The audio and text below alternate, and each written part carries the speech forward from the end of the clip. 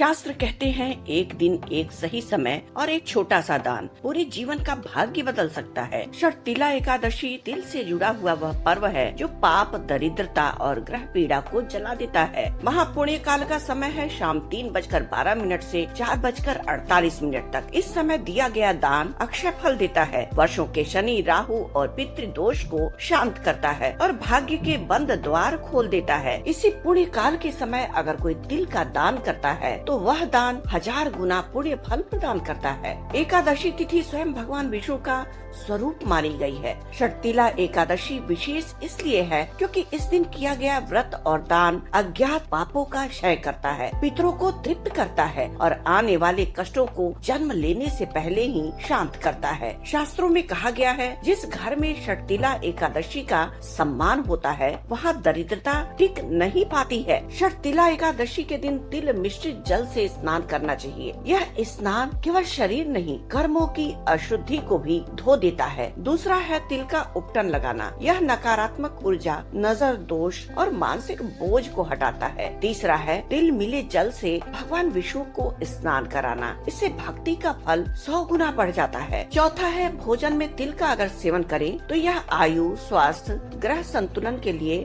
अत्यंत शुभ माना जाता है। पांचवा है तिल का दान करना। यह दरिद्रता का नाश करता है और पितृ ऋण का शमन करने का सर्वोत्तम उपाय होता है। छठा होता है तिल के तेल से दीपक जलाना। यह जीवन में स्थिरता और रक्षा कवच देता है। नवग्रह शांति का रहस्य, अगर हम काला तिल का दान करते हैं इस दिन तो शनि, राहु और केतु को प्रसन्न करते हैं। देशी घी, पीली दाल या हल्दी का दान करते हैं तो देव गुरु बृहस्पति के दुष्प्रभावों को शांत करते हैं। अगर हम चावल का दान करते हैं तो अपने चंद्रमा को शुभता देते हैं। गुड़ और गेहूं का दान करने से सूर्य और मंगल का दुष्प्रभाव शांत होता है। प्रातः काल उठ करके सूर्य को अर्घ्य अवश्य देना चाहिए। यह आत्मबल, तेज और सौभाग्य को बढ़ाता है। षटतिला एकादशी हमें सिखाती है कि छोटा सा तिल भी जब श्रद्धा से जुड़ जाए तो बड़े से बड़े दुख को जला सकता है। इस महापुण्य काल में दान करना चाहिए, व्रत रखना चाहिए और अपने जीवन से ग्रह पीड़ा और दुर्भाग्य को विदा करना चाहिए।